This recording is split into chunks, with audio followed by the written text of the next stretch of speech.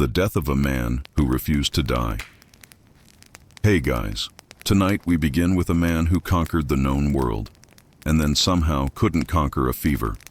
So, dim the lights, get comfortable, and let's drift back, way back, to 323 BCE, when Alexander the Great, the golden boy of Macedonia, the self-declared son of Zeus, started feeling a little off. Now Alexander wasn't exactly known for moderation. He drank like a god, fought like a man who thought sleep was optional, and collected battle scars the way some people collect pottery.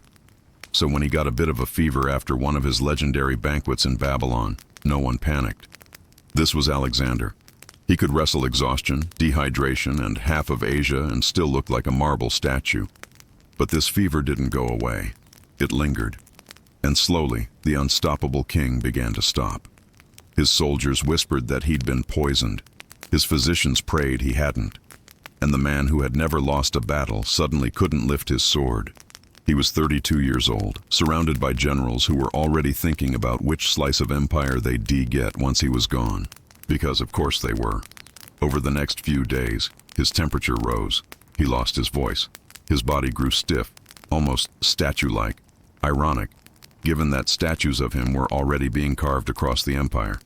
He couldn't move, couldn't speak, and yet, as we'll see, there's a good chance he could still hear everything. Now, in those days, medical science was basically educated guessing. Babylon's best doctors poked, prodded, burned incense, muttered prayers, and probably did a few things that would make any modern ER nurse faint. Nothing worked. The mighty Alexander lay still, too still, and so began one of history's eeriest misunderstandings. Let's float over to the throne room. The generals are standing around his bed. His breathing is shallow but not gone. His pulse, almost undetectable, which in 323 BCE might as well have meant dead. They checked once, maybe twice, no movement. And just like that, the greatest conqueror the world had ever known was declared dead. There was wailing, tearing of robes, the usual ceremonial drama. The men who'd followed him from Greece to India fell to their knees. They cut their hair, they wept, and then of course they started scheming. Because grief fades fast when power's up for grabs. But here is the unsettling part. Ancient sources claim that Alexander's body didn't start to decompose. Days passed, no smell, no bloating. His skin stayed pale but fresh. The priests took it as proof that he was divine. Modern historians, they think maybe he just wasn't dead yet. You see, there's a theory, supported by some medical experts, that Alexander may have suffered from Guillain-Barré syndrome, a rare neurological disorder that can cause full-body paralysis while leaving the mind completely awake. Basically, your brain is screaming, but your body has the volume turned off. It's a living nightmare. And if that's true, Alexander could have been conscious the entire time, listening to everyone mourn him, watching helplessly as they prepared his dead body for the grandest funeral the ancient world had ever seen. Let's linger on that image for a second. The most powerful man alive, lying trapped in silence, as priests chant over him, as his generals argue about his empire, as his mother thousands of miles away begins to mourn. And he can't blink. He can't move. He's just there. Of course, the Greeks had no way of knowing that a heartbeat could slow so much it barely registered. They also didn't embalm right away. They liked long funerals, processions, rituals, gold everywhere. So while Alexander lay dead in Babylon, preparations began for his journey home. His body would be placed in an elaborate sarcophagus and carried triumphantly back to Macedonia, because even in death, he had to make an entrance. Now, here's where it gets interesting. The Babylonian climate is brutal. Bodies decay fast, yet Alexander's didn't. According to one account, for 6 days after his death, his body showed no signs of rot. Priests said it was proof he'd ascended to godhood. Skeptics today think it's proof he was still alive. Either way, no one dared touch him. You do not question a king who might also be divine, especially when he looks like he's taking a very long nap. Let's drift a little further into the rumor mill. Some said he was poisoned by Antipater, one of his old Macedonian rivals. Others whispered that he'd finally drunk himself into oblivion, but the paralysis theory fits the eerily slow process too well. Fever, fatigue, loss of speech, gradual motor shutdown, then total stillness. If he really was alive, his funeral was less of a farewell and more of a burial in progress. Imagine it.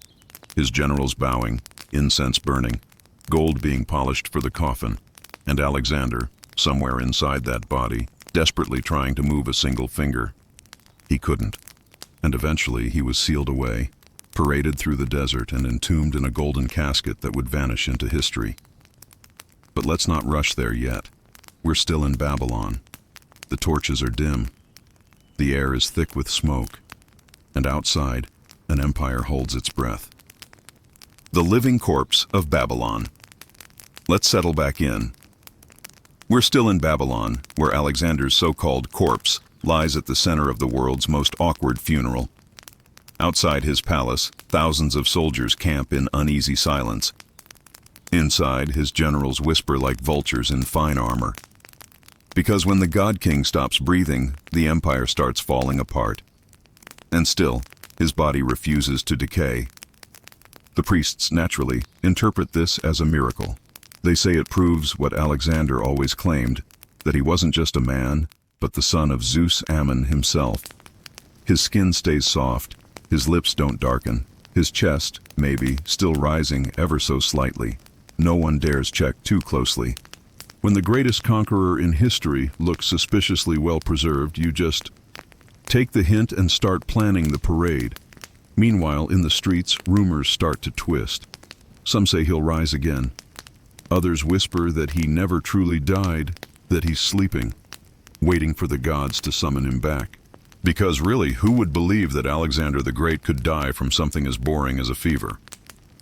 But inside that cool, candlelit chamber, if the paralysis theory is right, Alexander might have been wide awake, listening to every prayer, every sob, every word of betrayal. It's hard to imagine the man who conquered Persia, who stormed through India and called himself invincible, reduced to a silent witness to his own death. He'd planned to explore Arabia next. He wanted to see the edge of the world. Instead, the world gathered to see him off. Let's float closer. His generals, Perdiccas, Ptolemy, Seleucus, stand at his bedside. The great names of the future, waiting for the corpse to cool so they can divide what's left. They're trying to act solemn, but there's calculation in every glance. Because when Alexander's empire stretches from Greece to India, no one wants to be second. The irony. The man they're arguing over might still be listening. Trapped, motionless, but not gone. Now, the funeral rites in Babylon were elaborate. They embalmed royalty with aromatic oils and honey, not just to preserve, but to sanctify. The priests chanted, the musicians droned, the torches burned through the night.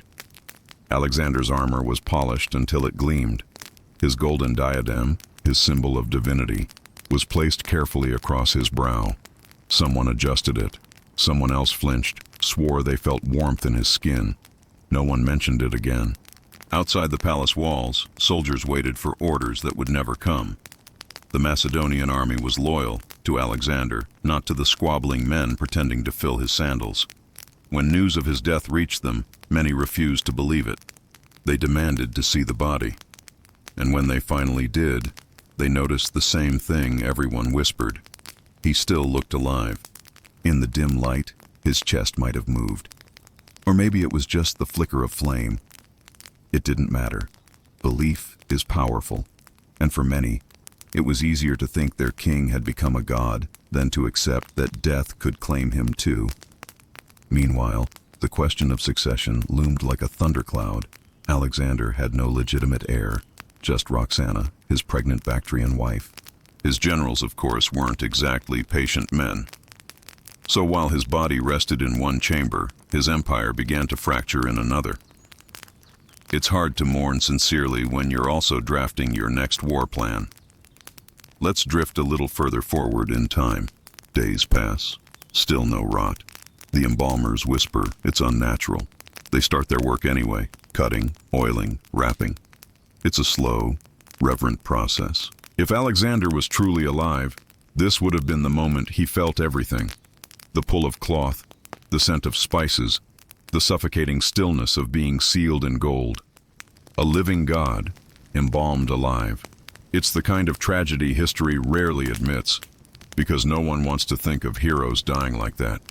Half-conscious, fading into myth before the air even leaves their lungs. But the embalmers finished their task, sealing his body in the finest gold and glass.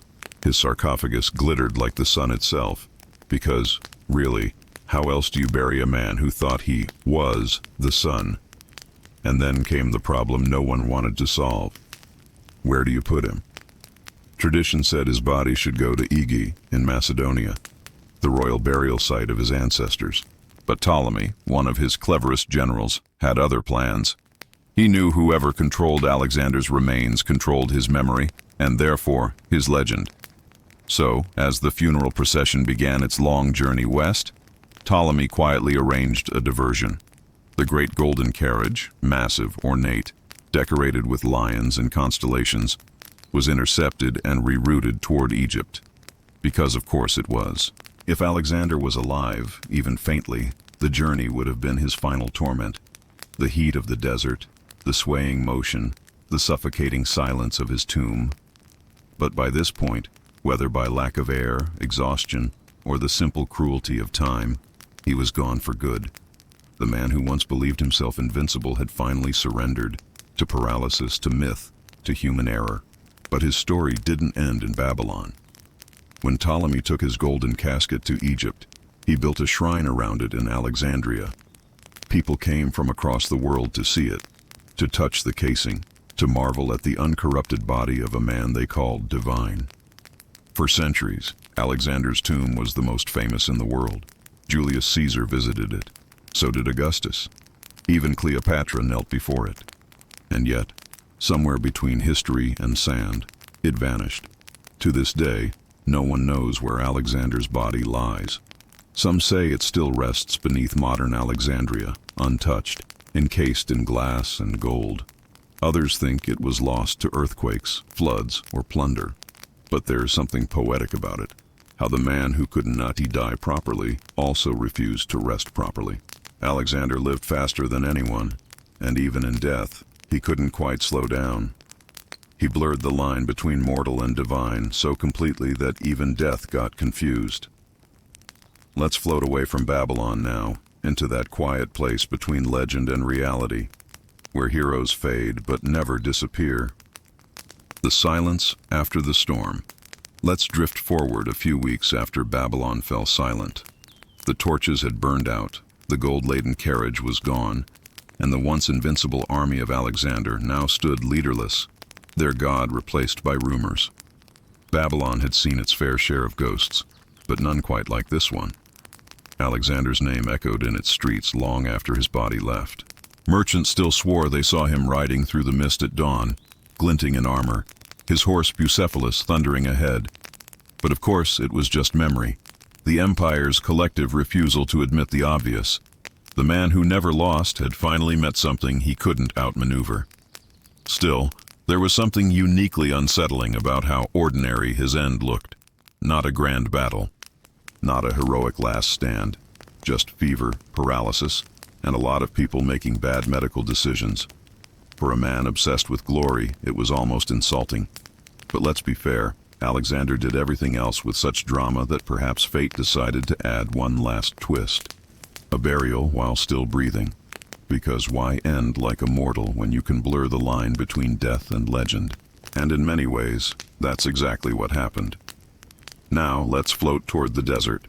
The funeral procession, or as some might call it, the parade of divine confusion, wound slowly across Mesopotamia, trailing banners, jewels, and elephants.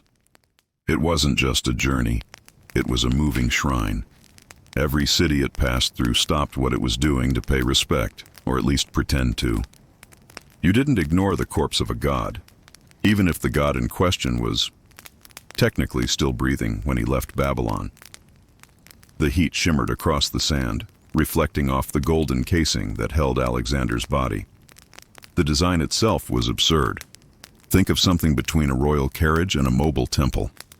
Gilded columns, carved lions, scenes of battles Alexander had supposedly won single-handedly, because of course they couldn't resist that touch.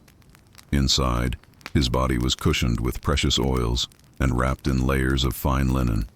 The embalmers had done their job with almost too much care. If you looked closely, really closely, you might have seen a faint redness still clinging to his lips, or the softness of his fingertips that didn't match death. But by this point, nobody was looking too closely. Everyone was busy looking at the Empire's new map and deciding who would get which piece. Back in Babylon, things had gotten messy fast. His generals, the famous Diadochi, immediately began slicing up the empire like kids sharing dessert. Ptolemy took Egypt. Seleucus got Syria and Mesopotamia. Antigonus went for Asia Minor. And poor Perdiccas, technically regent for Alexander, his unborn child, discovered that trying to control this lot was like herding lions in armor. Alexander's empire, once united by his charisma, now splintered into chaos. The man's body hadn't even cooled or decomposed before his friends became enemies. And through all this, rumors persisted. Alexander is not truly dead. Some said they'd seen his ghost. Others claimed omens, stars shifting, the Tigris running red, flocks of birds circling Babylon every night. But really, it was guilt talking. Deep down, some of them must have wondered if they'd buried him too soon. Now let's glide back to Egypt. Ptolemy was playing his own clever game. By stealing the corpse, he was stealing legitimacy. Egypt was wealthy, safe, and symbolic, and housing the body of Alexander would make it the spiritual capital of his empire. He had the golden carriage diverted and built an extravagant tomb in Memphis first, before eventually moving it to the shining new city of Alexandria, a city Alexander himself had founded. And there, under the shimmering sun, surrounded by marble temples and palm trees, the conqueror finally rested. Sort of. The tomb quickly became the ancient world's equivalent of a celebrity museum. Visitors came from everywhere. Greek philosophers, Roman generals, Egyptian priests, all wanting a glimpse of divinity embalmed in glass and gold. Julius Caesar was said to have wept when he saw Alexander's preserved face. Augustus reportedly broke the nose off the mummy by accident while paying his respects, which, if true, is peak Roman energy. But somewhere beneath the ritual and reverence, a strange story persisted. That Alexander's body had been so perfectly preserved because he had not been properly dead when entombed. It's a disturbing image, but an oddly fitting one.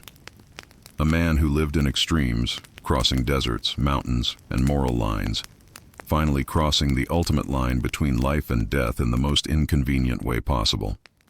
Of course, historians have spent centuries arguing about what really happened. Was it poison, a tropical disease, autoimmune paralysis, or just too much wine and ego? No one agrees.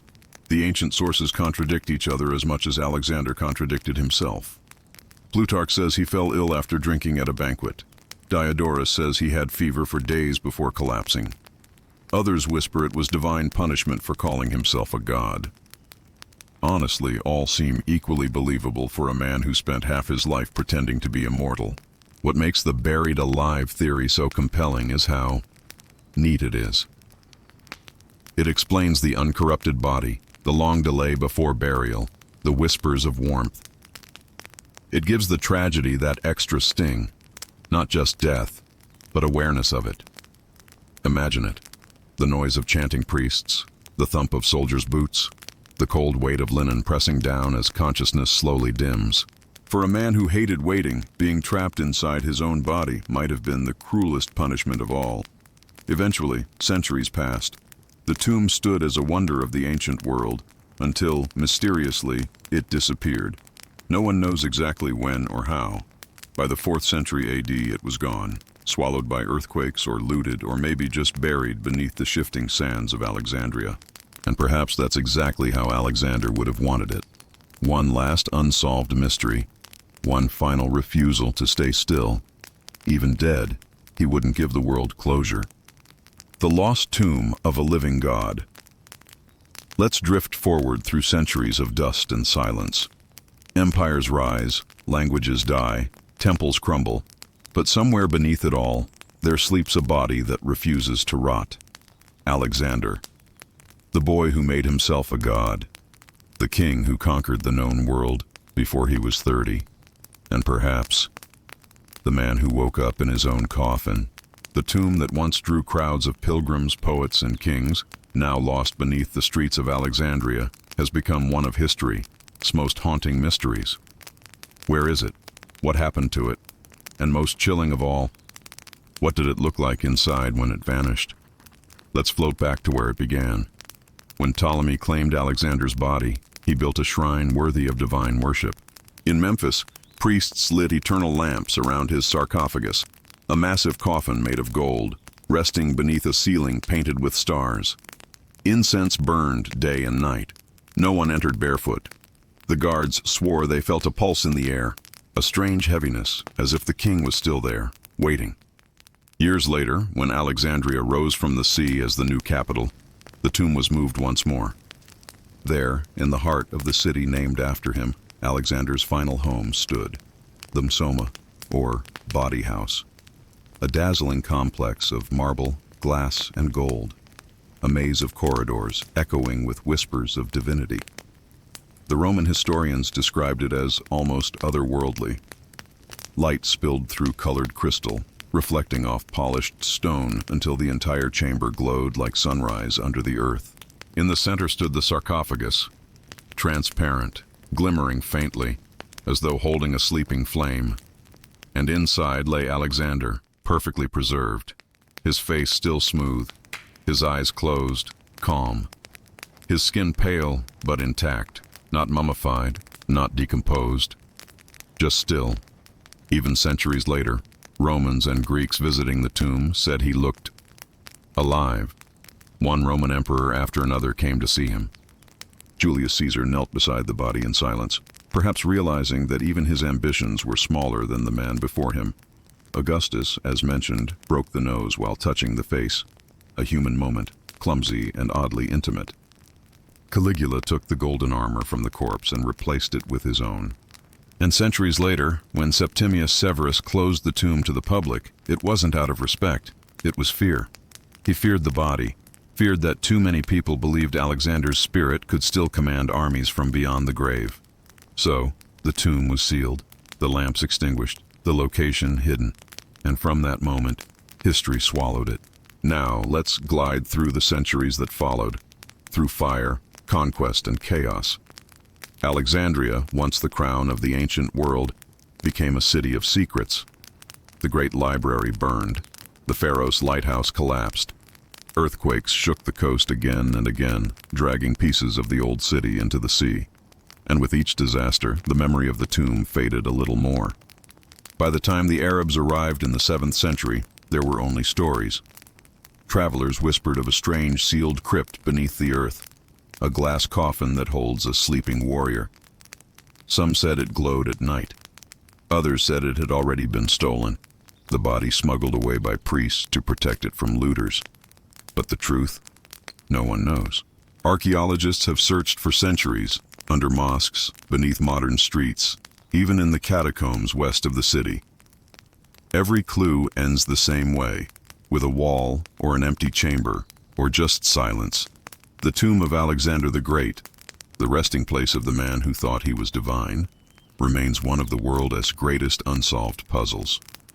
But let's think for a moment about the irony. A man obsessed with being remembered, whose every act was designed for immortality, gone without a trace. No body, no tomb, just stories and ruins.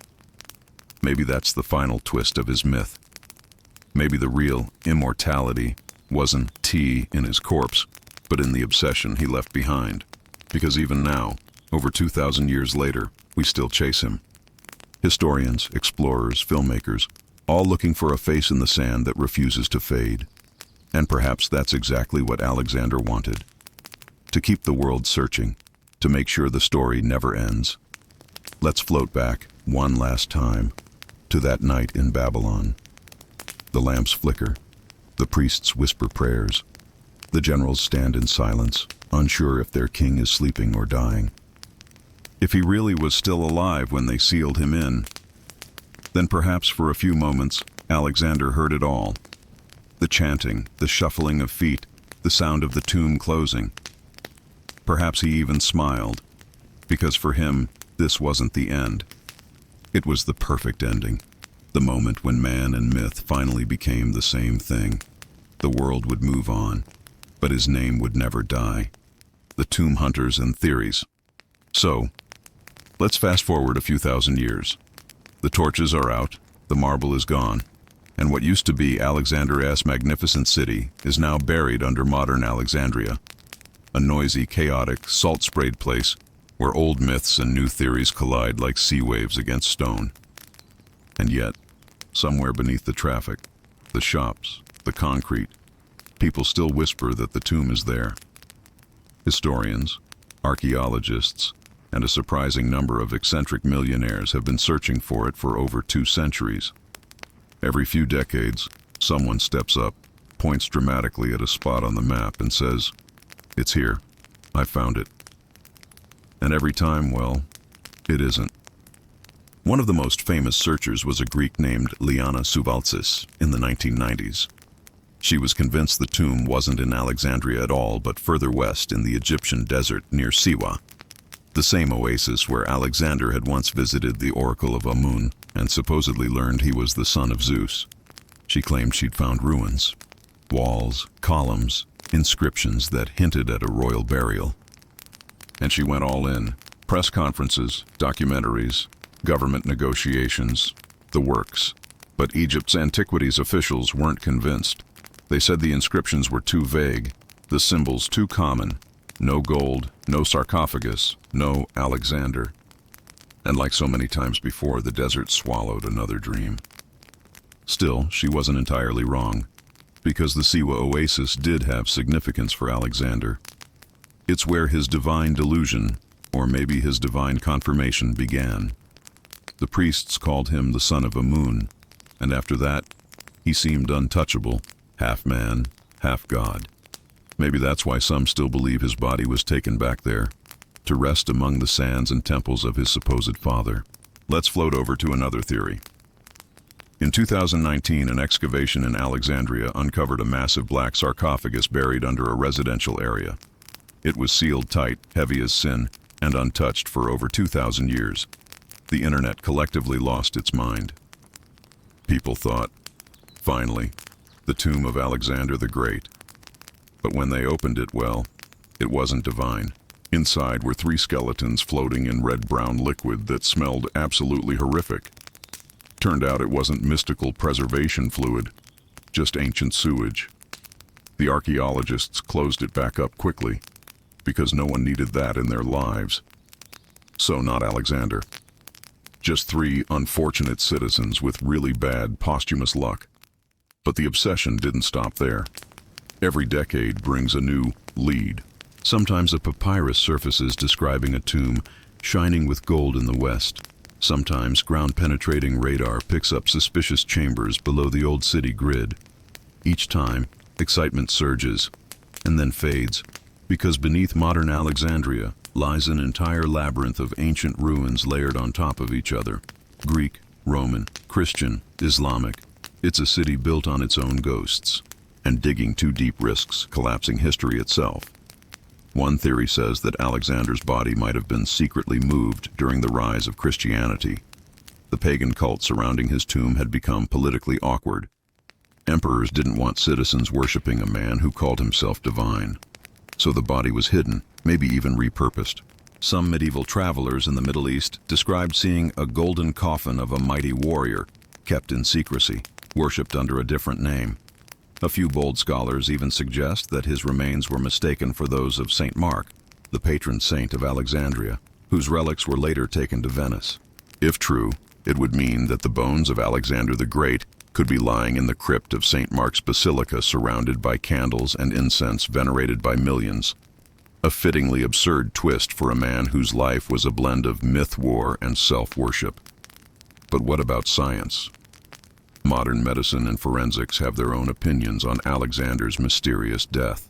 Some doctors think he suffered from Guillain-Barré syndrome, a rare neurological condition that causes paralysis while leaving the person fully conscious. That could explain why he couldn't move or speak but appeared dead. His body didn't nor decay for days because his breathing and heartbeat were so faint that no one noticed. Others think it was West Nile virus or malaria or typhoid fever, all common in Babylon swamps. And of course, there's the poison theory, the classic favorite.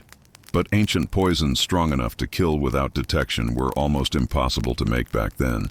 And even if someone had pulled it off, the symptoms don't quite match. Whatever the truth, the result was the same. The greatest conqueror of the ancient world went down quietly, like a candle fading in daylight. And that brings us to the strangest part of the story, how Alexander's image didn't just survive, it multiplied. The Romans worshipped him as a demigod. The Byzantines used him as a moral example of ambition and downfall. Islamic traditions reimagined him as Dhul-Qarnayn, the two-horned one, a righteous king who built a wall to hold back the forces of chaos. Each culture reshaped him to fit its needs, like clay molded by memory. It's almost as if Alexander never died. He just kept reincarnating in the minds of whoever told his story next. So maybe that's what immortality really looks like. Not an eternal body lying in gold, but a story that refuses to end. Even now, his name still pulls us in. Historians, treasure hunters, dreamers, all chasing a shadow buried somewhere under centuries of rubble and sea. We might never find his tomb, but we'll never stop looking either, because the man who wanted to conquer the world has conquered time instead. The man who wouldn't die. So here we are, at the edge of time.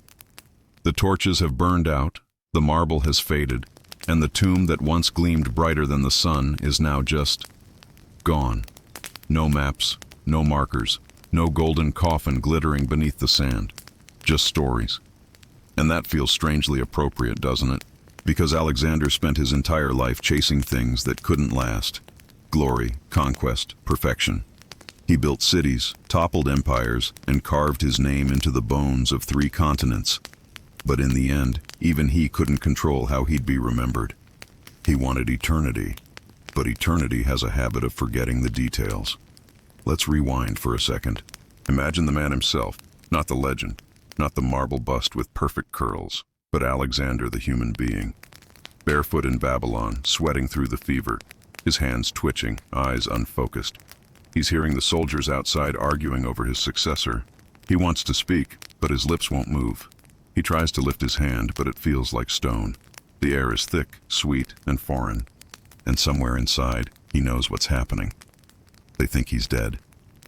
It's one of those haunting thoughts you can't quite shake.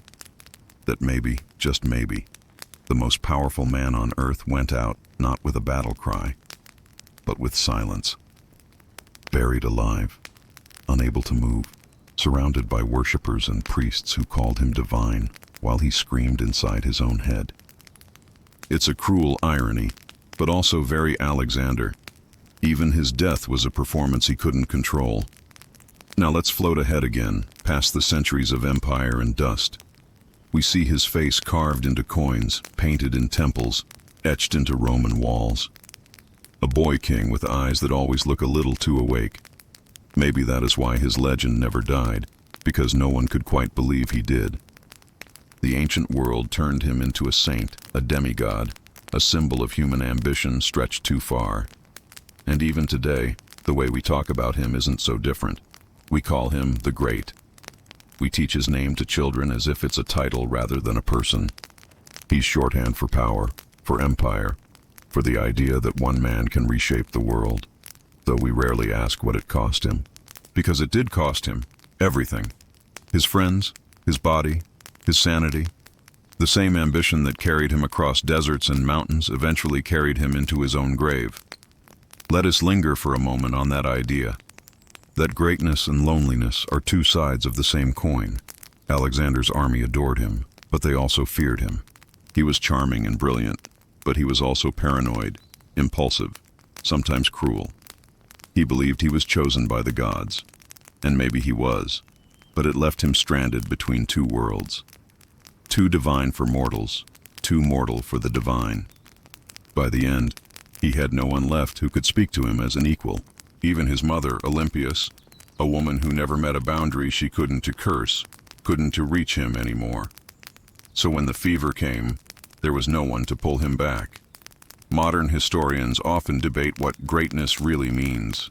Is it victory? Is it legacy? Or is it just the ability to make the rest of us keep talking about you long after you're gone? By that measure, Alexander succeeded beyond imagination. Think about it. His empire fell apart within months of his death. Every general he trusted turned on another. His supposed heirs were murdered or forgotten. But his name outlived them all. In that sense, maybe he really did become immortal, not in body, but in obsession. We don't have his tomb, but we have his story. And that's enough to keep him alive. Let's picture the scene one last time. The old city of Alexandria asleep under moonlight, the waves tapping against stone. Somewhere far below, the faint outline of a tomb, maybe real, maybe not, covered in layers of salt and silence. Inside it, the world's most famous corpse, or maybe nothing at all. Above ground, people still search. Scientists still scan the soil. Writers still whisper his name like a secret. Because deep down, we all want to find him. Not just the man, but what he represents. That eternal, impossible idea that a single person can be remembered forever. But maybe the real twist is this. If someone did find his tomb tomorrow, if they uncovered the coffin, brushed away the sand, and opened it to find a perfectly preserved Alexander inside, would it even matter? Wouldn't that break the spell? Because as long as we don't find him, the mystery stays alive. He stays alive. Suspended between myth and memory, between history and bedtime story. And maybe that's the kind of immortality he was chasing all along. Not the body, but the echo. Not the man, but the myth of the man who would never die. So tonight, as you drift off, just remember, somewhere in the dark, maybe under the sea, maybe under a modern apartment building, there lies a space once meant for a god. Empty perhaps, or maybe not. But either way, Alexander wins. Because 2,000 years later, we're still talking about him, still searching, still wondering if he ever opened his eyes again. And that is the quiet end of our long drift through time. The story of the king who might have been buried alive, and the legend who never really died. When legends refuse to sleep. You'd think, after 2,000 years, we'd let the man rest. But no, we keep dragging Alexander out of the dust, polishing him off, and asking him to explain himself again. It's almost endearing. The world can barely remember what it ate for breakfast, but somehow it still remembers him. Maybe it's because he never fit neatly anywhere. He was Greek but not quite, a Macedonian outsider who decided to become a god in foreign lands. He was ruthless and brilliant, enlightened and cruel, a philosopher's student who burned cities for sport. There's something about contradictions that keeps people awake at night. And perhaps that is why his story never went to sleep, because no one can agree on who he really was. Let's float a little closer to the Middle Ages. The Roman Empire is gone. Europe is mumbling in Latin and prayer. And yet somewhere in the manuscripts of monks and travelers, Alexander is still wandering. He's no longer just a conqueror now. He's the hero of an ever-changing legend. In the Persian epics, he's Iskandar the Two-Horned, wise and prophetic, riding into darkness to find the fountain of life. In the Quran, he's Dhul-Qarnayn, the righteous ruler who builds a wall to hold back chaos. In medieval Europe, he's the Knight of Heaven, a model king with just enough arrogance to make priests nervous. Every culture kept him, reshaped him, claimed him, like a myth that refused to stay still. Even in Christian texts, he slipped through the cracks. The warrior guided by angels, the explorer who reached the ends of the earth. And in all these stories, there's one quiet pattern. Alexander never dies. He walks off into the desert. He ascends into the clouds. He drinks from the fountain of immortality just before it disappears. He always gets away. Maybe that's how humanity justified the loss of his tomb, by deciding he never needed one. In the Renaissance, when artists rediscovered the ancients, Alexander came roaring back in marble and oil paint. But by then, he wasn't a god anymore. He was a cautionary tale. Painters loved showing him weeping because there were no more worlds to conquer, conveniently ignoring the fact that he still had India and common sense left. Philosophers used him as a moral exercise, the man who could conquer nations, but not himself.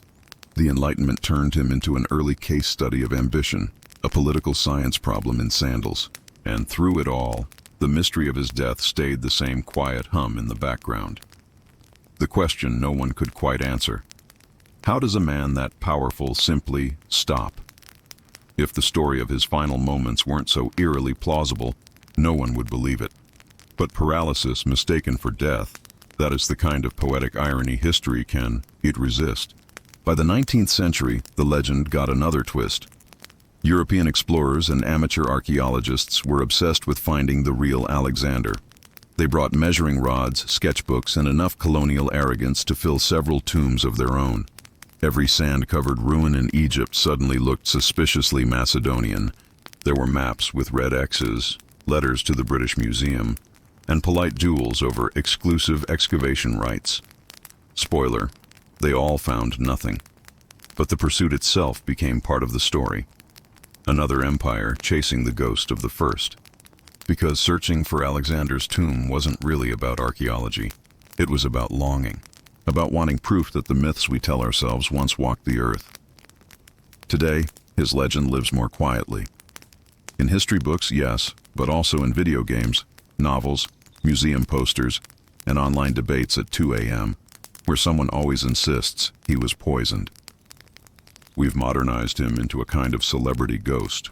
One part philosopher king, one part tragic prodigy, one part Instagram meme about overachieving. And yet, even in this century of satellites and scanners, we still can't find where he sleeps. Somewhere under Alexandria, a subway tunnel hums over what could be his final bed. Divers comb the silt for columns that might have once framed his temple. Every discovery brings a whisper of hope. Then silence again. The scientists will say it's just logistics, that the site is lost beneath sea level, that the soil shifted, that records burned. But maybe there's another reason. Maybe myths protect themselves.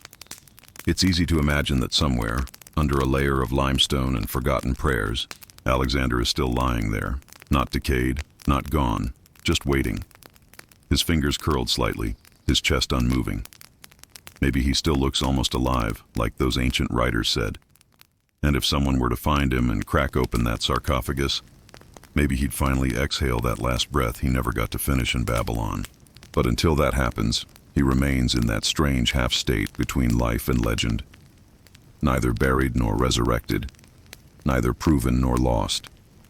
Just suspended, like a dream you wake from but never forget. It's strange, isn't it, how much peace there is in that thought. The conqueror who once demanded the world now rules only imagination. And maybe that's better, because imagination never rots. Stories never die of fever. They just drift on, night after night, retold in quiet rooms like this one, by people who can't quite let go. So tonight, if you close your eyes and listen carefully, maybe you'll hear him too. The soft shuffle of sandals in sand, the clink of armor in the dark, the whisper of a voice that says, "I was never buried." And maybe he wasn't. The king who became a mirror. Let's drift forward, not through history this time, but through us. Because by now, Alexander has stopped being just a person in a history book. He's become a mirror, one that reflects whatever we want to see. To the ancient Greeks, he was proof that humans could be divine. To the Romans, he was the emperor they all secretly wished to be. To medieval scribes, he was a knight of impossible courage. To modern historians, he's a case study in ego management gone wildly wrong. And somehow, all of them are right. That is the strange power of people like Alexander. They expand to fill the space history gives them. He was born in a palace, died in a fever, and was buried somewhere between myth and misunderstanding. And yet, the older the world gets, the more alive he becomes. If you scroll through any corner of the internet obsessed with ancient history, you'll find him still marching. Memes of Alexander looking smug, threads arguing about whether he was Macedonian or Greek, people claiming he was poisoned, cursed, even cloned. The details change, but the fascination stays the same. We can't stop talking about him because deep down, we were all haunted by the same question that drove him. What happens after we're gone? Do our names fade? Do our stories survive? Or do they keep marching too, long after we stop breathing? Alexander, in his own ridiculous way, answered that question. He forced the world to remember him. He became a kind of virus of memory, infecting every age that followed. Let's think about what that cost him, though. Because for all his triumphs, his empire didn't outlive him by much. It splintered into chaos within months. His generals carved up his lands like scavengers picking at a feast. The soldiers who had worshipped him as a god now fought over his gold. And the people he conquered rebuilt their cities, renamed their temples, and went on living. The only thing that truly remained was the story. There's a lesson in that, though it's not the glamorous kind they put on statues. Greatness is temporary. Memory is accidental. And sometimes, the only immortality you get is the one other people choose to give you. Still, there's something beautifully human about that. Alexander might have believed he was divine, but his need to be remembered, that was pure humanity. It's the same instinct that makes us leave carvings on cave walls, or post photos, or write songs. We want to be seen. We want to be known. We want someone somewhere to whisper our name when we're gone. So maybe Alexander wasn't so different from the rest of us. He just had better PR. Let's float once more to that image of him lying still in Babylon. The fever breaking, the body cooling, the whispers rising. Imagine the flicker of torchlight on the walls, the generals pacing outside, pretending not to be terrified, the air heavy with incense and fear. He can hear them, but he can't move. And in those long, silent hours before they pronounce him dead, maybe he understands something the rest of us spend our whole lives trying to figure out.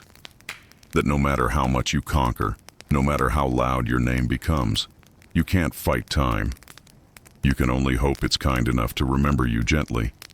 And if he did wake, even for a moment, even too late, maybe that was the final victory. Because in that instant, he wasn't a god or a general or a myth. He was just a man realizing that immortality isn't about living forever. It's about being impossible to forget. When we talk about Alexander now, we aren't really talking about the wars or the conquests. We're talking about ambition, about what happens when the human desire for greatness runs unchecked. He's every overachiever, every dreamer, every person who pushed a little too far, trying to make the world remember them. And the world did. Not because he was perfect, far from it, but because he was unforgettable. That's what history really is. Not a record of what happened, but of what we can't stop talking about. Sometimes I think that's why the tomb stays hidden. It's not just bad luck or shifting sands. Maybe it's preservation by mystery, because the moment we find it, the story stops. It becomes an exhibit, a photograph, a list of measurements.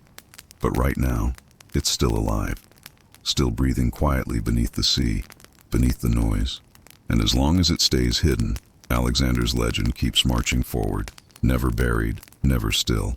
So if you're still awake right now, listening in the half-dark, think of him not as the conqueror on a horse, but as a ghost in gold, a man who wanted eternity and almost got it. And maybe, just maybe, he did. Because somewhere, in the deep hum of history, his name still echoes. Not carved in marble this time, but whispered through stories like this one, softly, endlessly, alive. The empire that never died. Let's float a little closer to the present. Because while Alexander's body might have vanished, his shadow didn't. It just kept walking, through Rome, through Byzantium, through every empire that tried to pretend it was something new. Every conqueror who came after him carried a little piece of his ghost. Julius Caesar kept a copy of The Life of Alexander by his bedside. Napoleon reread Arrian's campaigns of Alexander like it was a self-help book. Even modern dictators kept his portrait hanging somewhere quiet. A reminder that total domination wasn't a fantasy. It had already been done. But here's the trick. They never managed to become him. They could win wars, raise statues, rewrite maps, but they couldn't build the same myth.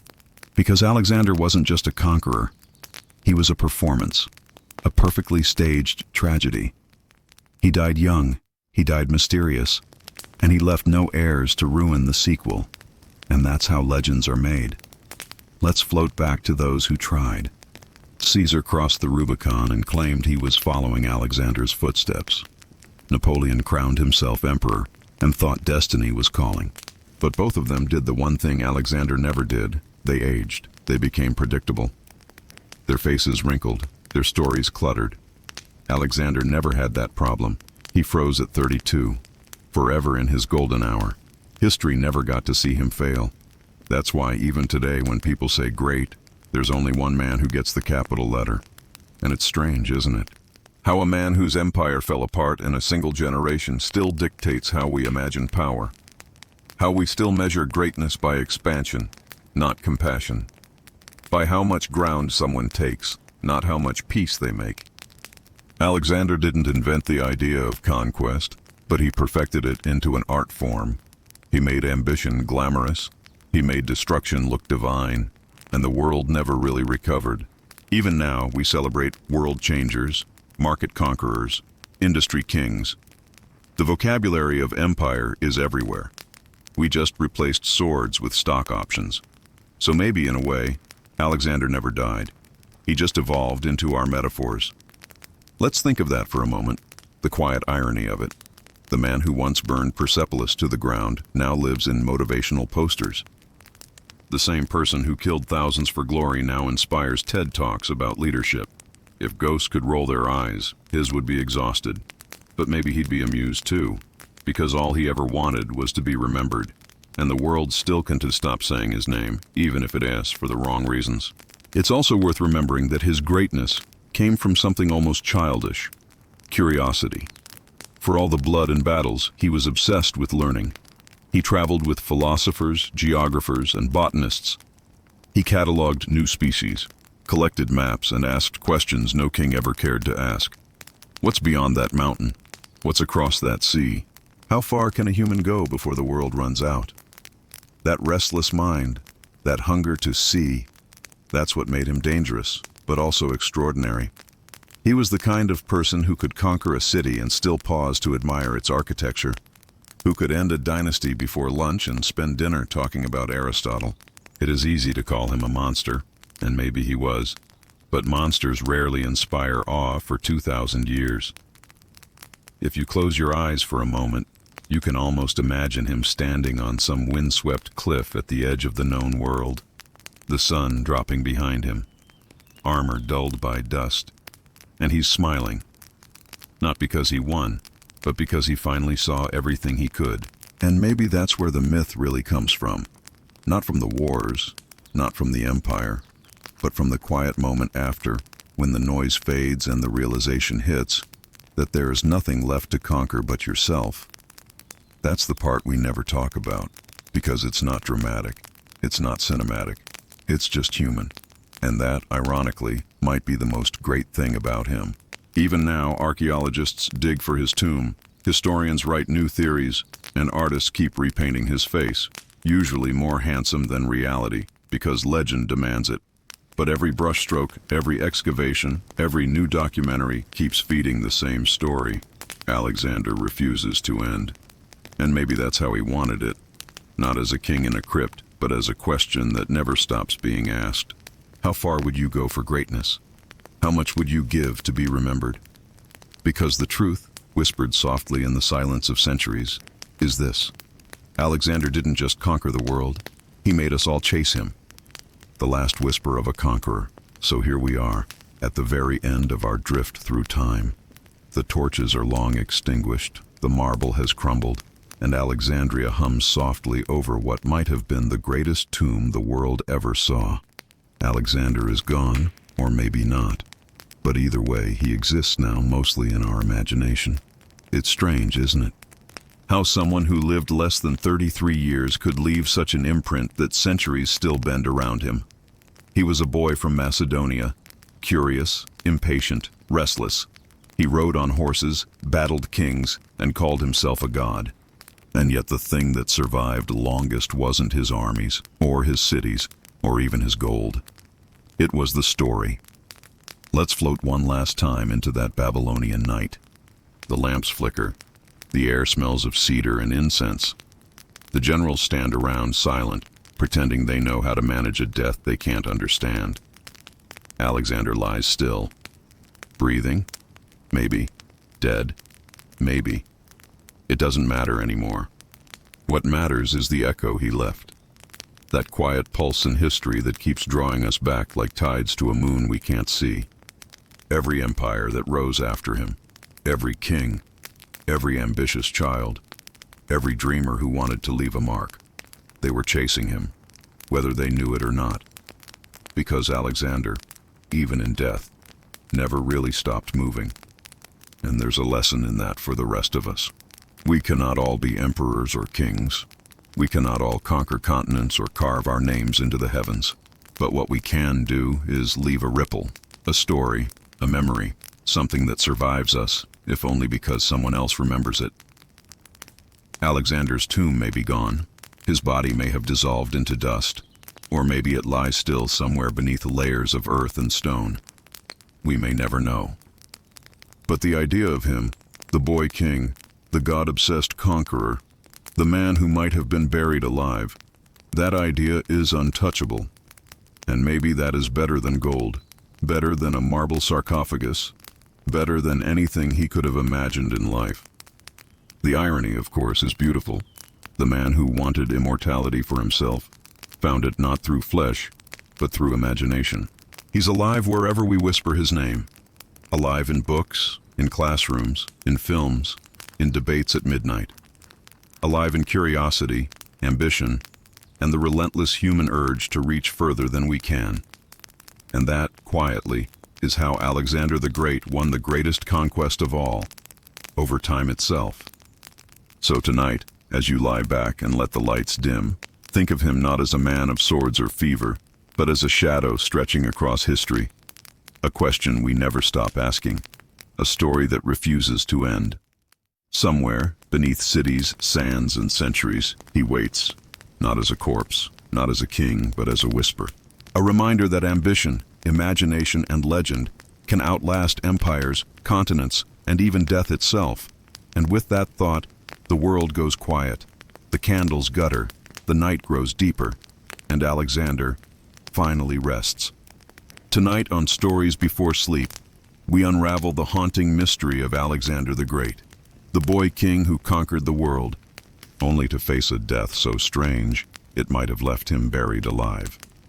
From the final fevered hours in Babylon to centuries of myth legend and endless treasure hunts, we explore the man behind the empire, the myths that refused to die, and the chilling irony of a conqueror who became immortal in story, not in body.